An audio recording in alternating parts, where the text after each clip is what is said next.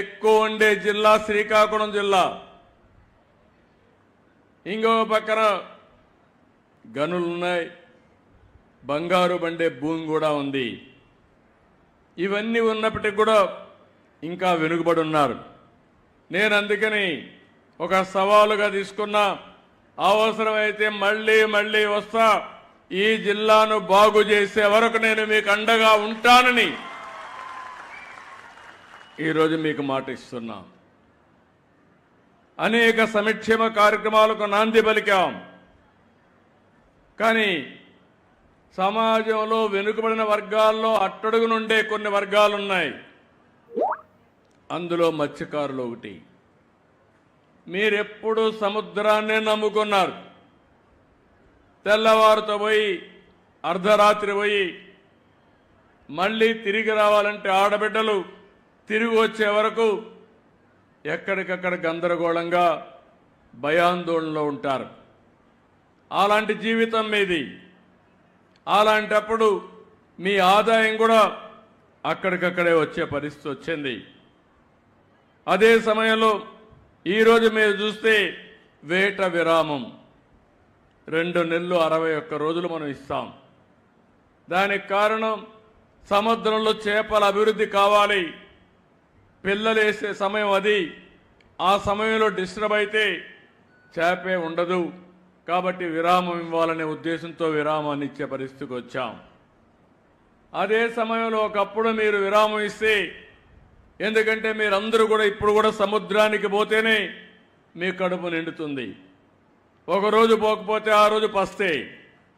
అందుకే నేను ఆలోచించిన తర్వాత 14వ సంవత్సరం 15వ సంవత్సరంలోనే వేట విరామం సమయంలో ఆర్థిక సహాయం ఇవ్వాలని నిర్ణయించిన పార్టీ తెలుగుదేశం పార్టీ అని చెప్పి నేను మీకు తెలియజేస్తున్నా. ఆ తర్వాత ఒక 10,000 ఇచ్చారు. 10,000 ఇచ్చారు కానీ చాలా ఉపన్యాసాలు చెప్పారు. ఫిష్ ఆంధ్ర అన్నారు. 300 కోట్లు ఖర్చు పెడతా ఉన్నారు. ఏం పెట్టారో నాకైతే అర్థం కాలేదు. ఏ మత్స్యకారుడి జీవితమైనా బాగుపడిందా అని మిమ్మల్ని అడుగుతున్నా. మీకు లాభం జరిగిందా అని మిమ్మల్ని అడుగుతున్నా. ఈరోజు నాకు కష్టాలున్నాయని నేను చెప్పచ్చు, కానీ నేను చెప్పను. అందుకే 1,29,178 కుటుంబాలకి 20,000 చొప్పున 259 కోట్ల రూపాయలు మీ అకౌంట్లో ఈరోజు నేను వేశానని చెప్పి కూడా నేను మీకు తెలియజేస్తున్నాను.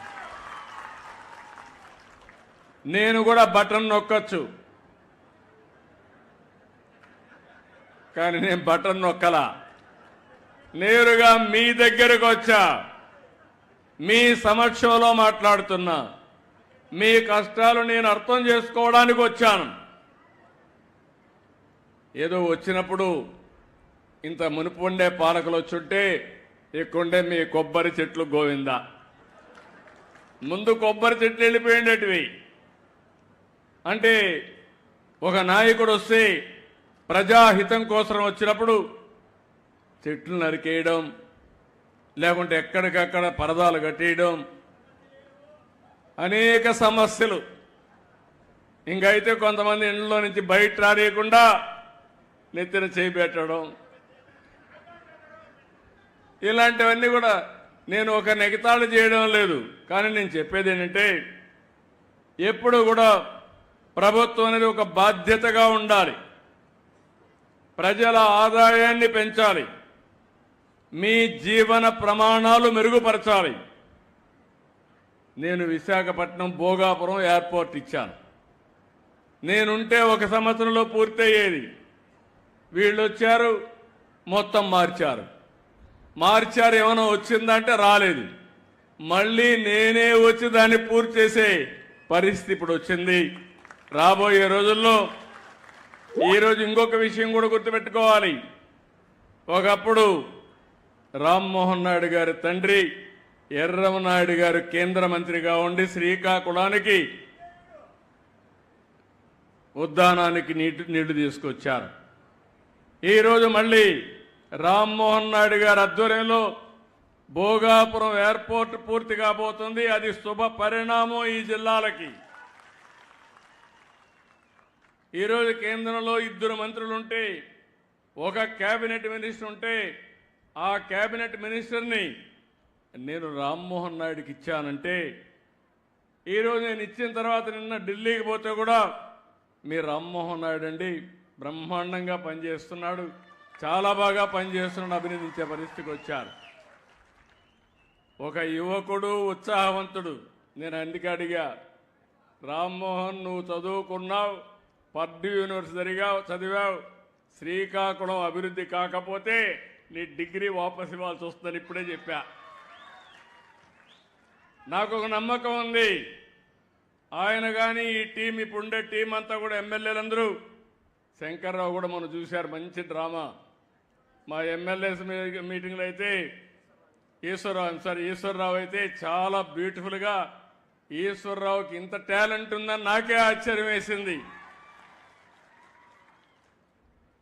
అలాంటి ఇప్పుడు కూడా మీతో మాట్లాడినప్పుడు చూశారు, ఎంత కన్విన్సింగ్గా మనసు కరిగిపోయేట్టుగా చాలా మీ సమస్యలన్నీ పూసకొచ్చినట్టు చెప్పగలిగాడంటే ఒక ప్రజాప్రతినిధికి ఉండవలసిన లక్షణాలు ఇవని చెప్పి కూడా నేను మీకు తెలియజేస్తున్నా. ఇలాంటి టీం ఉన్నప్పుడు ఎందుకు అభివృద్ధి కాలేమని మిమ్మల్ని అడుగుతున్నా. మీలో కూడా ఒక మార్పు రావాలి. నేను ఆడబిడ్డలను అడిగాను, వస్తానే ఏం చదువుకున్నారన్నా, పోలీస్ చదువుకోవాలా, పోలీస్ కంటే పోలీస్ భార్య బెటరు, ఆవిడ 7వ తరగతి వరకు కన్నా చదువుకోనుంది. అదే మరి ఆడబిడ్డలు అడిగితే కష్టాలు ఉన్నాయి, చదివించాలనే ఆలోచన రాలేదు, మా పిల్లలు కూడా ఈరోజు సముద్రంలోకి పోయి చేపలు పడుతున్నారనే పరిస్థితికి వచ్చారు. అంటే జీవితాంతం తరతరాలుగా వారసత్వంగా మనకు వచ్చిన వారసత్వాన్ని పేదరికంలోనే బతకాలని అడుగుతున్నా. అనేక అవకాశాలు ఉన్నాయి, అలాంటి అవకాశాలు ఉపయోగించుకుని మనం ముందుకు పోవాల్సిన అవసరం ఉంది.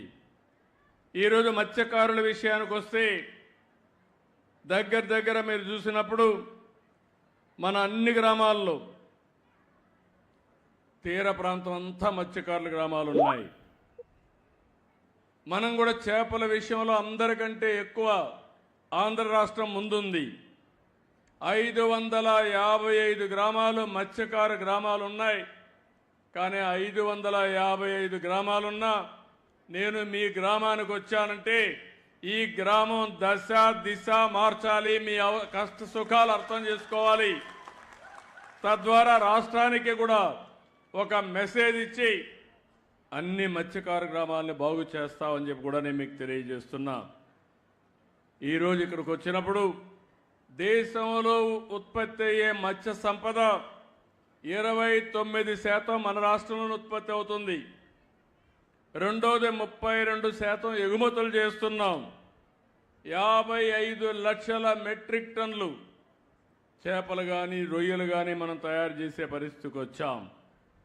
దీనివల్ల 16,50,000 మందికి ఉపాధి కలుగుతూ ఉంది. నేను ఇంకొక విషయం కూడా మీ అందరికీ చెప్తున్నా, చేపలకు బంగారు భవిష్యత్తు ఉంటుంది.